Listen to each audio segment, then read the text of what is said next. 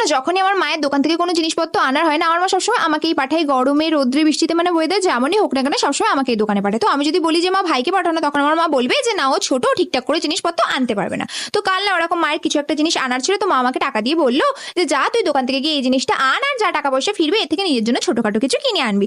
তো তারপর আমি দোকানে তো গিয়ে মায়ের জিনিসটা কিনছিলাম, আর তারপরে ভাবছিলাম কিছু তো একটা আইডিয়া লাগাতেই হবে যাতে মা আমাকে সবসময় দোকানে না পাঠায়। তো তারপরে না মার জিনিস নেওয়ার পরে না যত টাকা ফিরেছিল ওই টাকা দিয়ে না আমি একটা নিজের জন্য বড় একটা ডেয়ারি মিল্ক চকলেট কিনে নিয়েছিলাম, আর ভাবছিলাম বাড়িতে গেলে না মা আমাকে আর সবসময় দোকানে পাঠাবেই না, যেহেতু আমি এত টাকা খরচা যে করেছি। তারপর ওই যে দোকানের কাকুটা না উনি এত চালাক না, উনি না মানে ওনার কাছে খুঁজে পয়সা ছিল না বলে উনি আমাকে টফি দিয়ে দিল, বললো যে আমার কাছে খুঁজে পয়সা নেই, যাও তুমি টফি নিয়ে যাও। তো ওনার কাছে না জাস্ট জেলির টফি ছিল, আর জাস্ট জেলি টফি খেতে না আমার একদম ভালো লাগে না। তো তারপরে আমি ভাবছিলাম যে কি করা যায় কি করা যায় কি করা যায়। তো তারপর না আমি জাস্ট জেলি টফিগুলো দিয়ে না জাস্ট জেলি চকোবার বানিয়ে নিয়েছিলাম, যেটা খেতে না ভীষণ পরিমাণে ইয়াম্মি ছিল। বাই দ্য ওয়ে, তোমাদেরও কি মা বাবারা সবসময় তোমাদেরকে দোকানে পাঠায়? কমেন্টে বলে। আমার তো মা আমাকে সবসময় দোকানে পাঠায়।